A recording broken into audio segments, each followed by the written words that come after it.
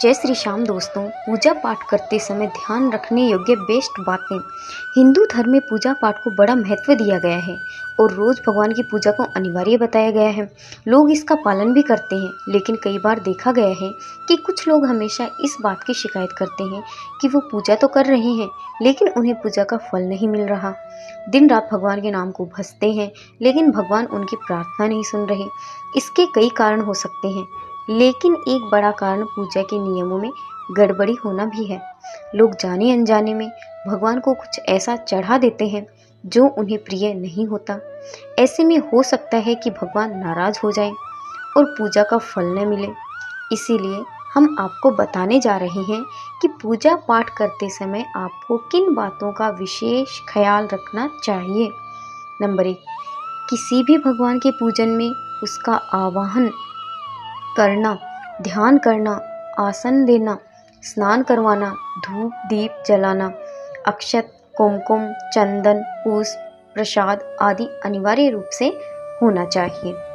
Number 2, पूजन में पान का पत्ता भी रखना चाहिए।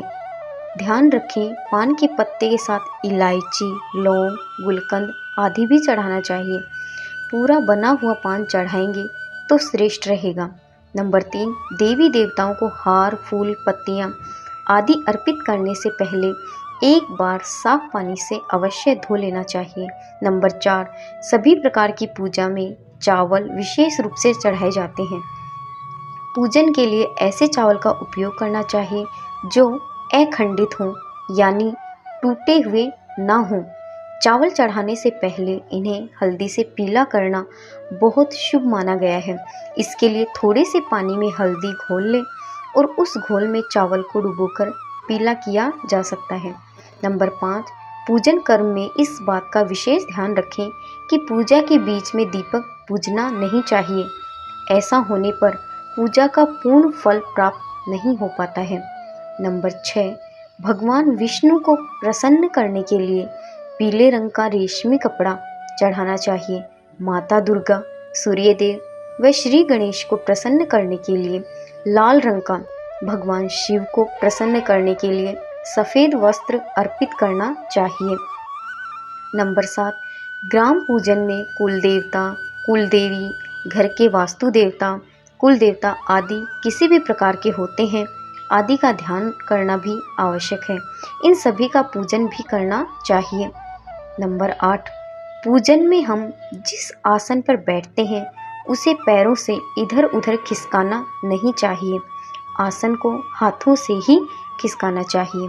नंबर 9, यदि आप प्रतिदिन घी का एक दीपक भी घर में जलाएंगे तो घर के कई वास्तु दोष भी दूर हो जाएंगे। नंबर 10, सूर्य, गणेश, दुर्गा, शिव और विष्णु ये पंचदेव कहलाते हैं।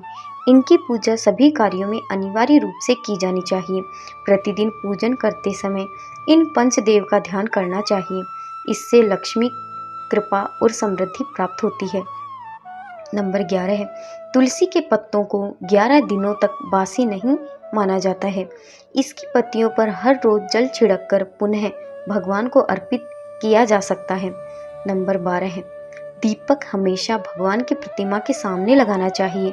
कभी कभी भगवान की प्रतिमा के सामने दीपक न लगाकर इधर उधर लगा दिया जाता है, जबकि यह सही नहीं है।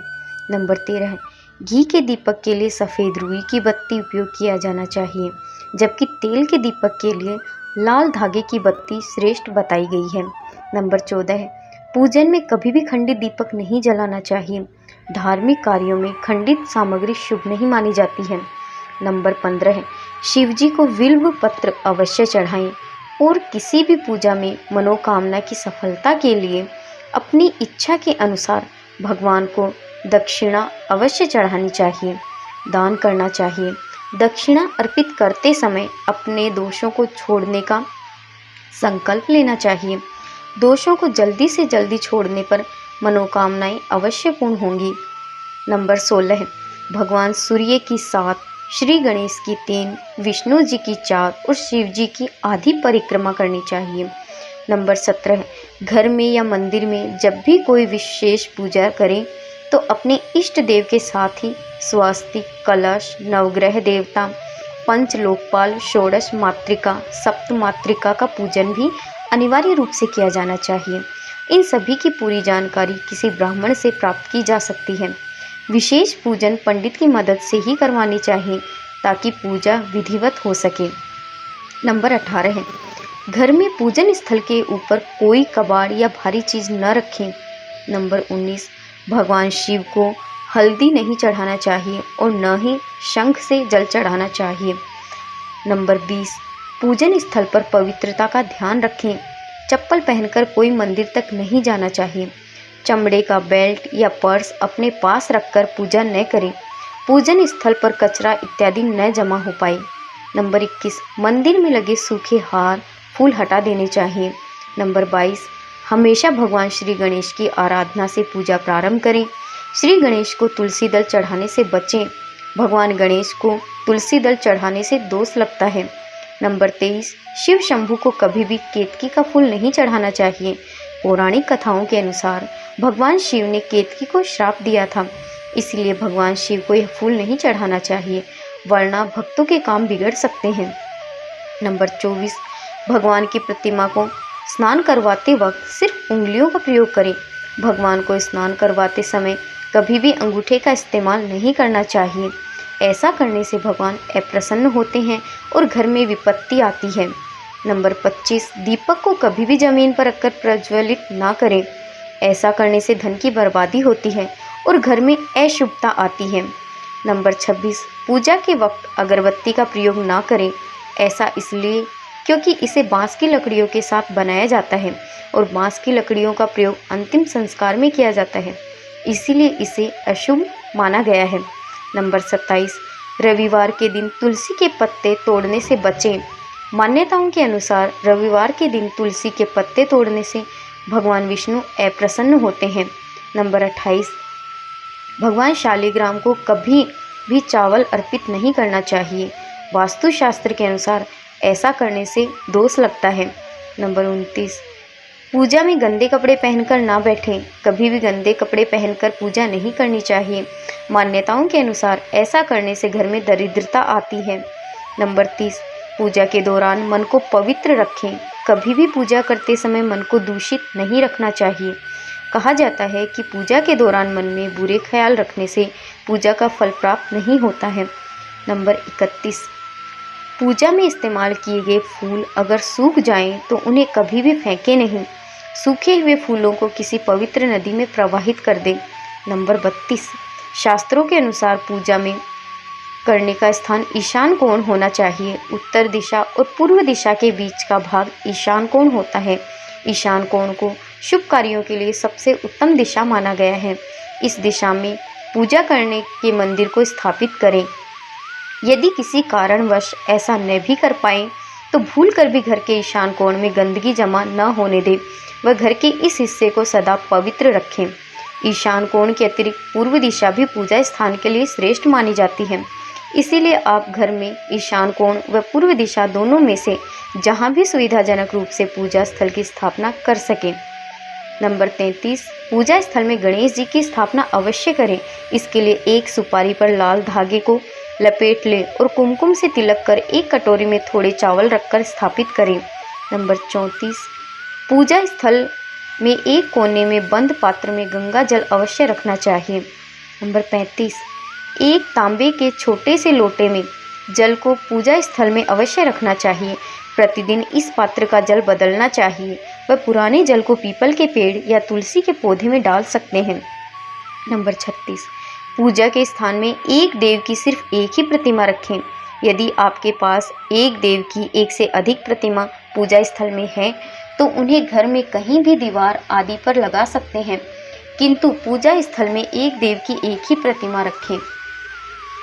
नंबर 37, घर में पूजा के स्थान पर कभी भी बड़ी मूर्तियां नहीं रखनी चाहिए। बड़ी मूर्तियों में प्राण प्रतिष्ठा होना अनिवार्य हो जाता है, इसीलिए बड़ी मूर्तियां मंदिर के लिए ही उचित हैं। पूजा स्थल में छोटी मूर्ति रख सकते हैं। नंबर 38, पूजा करने के स्थान पर भूलकर भी अपने पितृदेव यानी स्वर्गीय माता पिता या गुरु की फोटो न लगाएं, उनका स्थान अलग रखें। नंबर 39, पूजा स्थल में कूड़ा कचरा एकत्रित न होने दें। प्रतिदिन पूजा घर की सफाई करें। नंबर 40, अगर आपने पूजा घर में कोई मूर्ति की स्थापना की हुई है तो ध्यान दें, मूर्ति का कोई भी हिस्सा खंडित नहीं होना चाहिए। मूर्ति खंडित होने से पर तुरंत उसे वहां से हटा दें। खंडित मूर्ति को बहते जल में विसर्जित कर सकते हैं। नंबर 41, पूजा के समय यदि संभव हो तो शुद्ध देसी गाय के घी का प्रयोग करें व भोग लगाने के लिए अग्नि में गाय के गोबर के कंडों का ही प्रयोग करना उत्तम माना गया है। नंबर 42, पूजा स्थान के समय गूगल युक्त धूपबत्ती का प्रयोग करें। गूगल घर के वातावरण को शुद्ध और घर से नकारात्मक ऊर्जा या बुरे दोष को दूर करती है। नंबर 43, रात्रि को सोते समय पूजा स्थल को लाल पर्दे द्वारा ढक दें व सुबह होने पर पर्दे को हटा दें। नंबर 44, श्रीमद् भागवत गीता में बताया गया है कि पूजा करते समय कभी भी एक हाथ से प्रणाम नहीं करना चाहिए। ऐसा करने से व्यक्ति के सभी पुण्य नष्ट हो जाते हैं। प्रणाम हमेशा दोनों हाथ जोड़कर किया जाता है। वहीं अपने पिता और अपने बड़े भाई को लेटकर प्रणाम करना चाहिए और माता के सामने झुककर प्रणाम करना चाहिए। नंबर 45, शास्त्रों के अनुसार जप करते समय दाहिने हाथ को कपड़े से या फिर गोमुखी से ढककर रखना चाहिए। जप के बाद आसन के नीचे की भूमि को स्पर्श कर पूजना चाहिए। साथ ही यह भी ध्यान रखें कि कभी भी कोई वस्तु या फिर दान बाएं हाथ से ना दें। इसके लिए हमेशा दाहिने हाथ का प्रयोग करें। नंबर 46, पुराणों में चरण स्पर्श करने का भी विधान बताया गया है। कभी भी ऐसे व्यक्ति के चरण स्पर्श नहीं करने चाहिए जो सो रहा हो। सनातन धर्म के अनुसार लेटे हुए व्यक्ति के चरण स्पर्श तभी किए जाते हैं जब उसकी मृत्यु हो चुकी हो। सोते हुए व्यक्ति के पैर छूना पाप करने जैसे समान माना गया है। नंबर 47, पूजा करते समय भगवान को फूल चढ़ाना शुभ माना जाता है। कुछ फूल देवी देवताओं को विशेष रूप से प्रिय होते हैं और फूल चढ़ाते समय इस बात का ध्यान रखना चाहिए, जैसे दुर्गा माँ को लाल और भगवान विष्णु को पीले रंग के ही फूल चढ़ाने चाहिए। पूजा में कभी भी बासी फूल नहीं चढ़ाने चाहिए, यह अशुभ माना जाता है। नंबर 48, पूजा में इस्तेमाल कलश या जल के लोटे को हमेशा ईशान कोण में रखना चाहिए। दीपक और कलश को एक दूसरे से बिल्कुल पास कभी ना रखें, वरना इसके दुष्प्रभाव झेलने पड़ते हैं। नंबर 49, पूजा पर हमेशा ध्यान देना चाहिए। आसन पर बैठकर पूजा न करने से कोई फल नहीं मिलता। आसन के रंग का चुनाव आपको अपनी राशि के हिसाब से ही करना चाहिए। नंबर 50, भगवान के भजन कीर्तन या आरती के दौरान हर तरीके से वहां उपस्थित रहें। इस दौरान किसी से बातचीत करने से पूजा का फल नहीं मिलता है। पूजा की सामग्री को लेकर कभी भी दिखावा न करें। 51, आप पूजा किनकी करने जा रहे हैं उस हिसाब से आसन का चुनाव करें। पूजा शुरू करने से पहले देखें कि आसन किस चीज़ का है, किस रंग का है, क्योंकि अलग अलग रंग के आसन का अपना अलग महत्व है।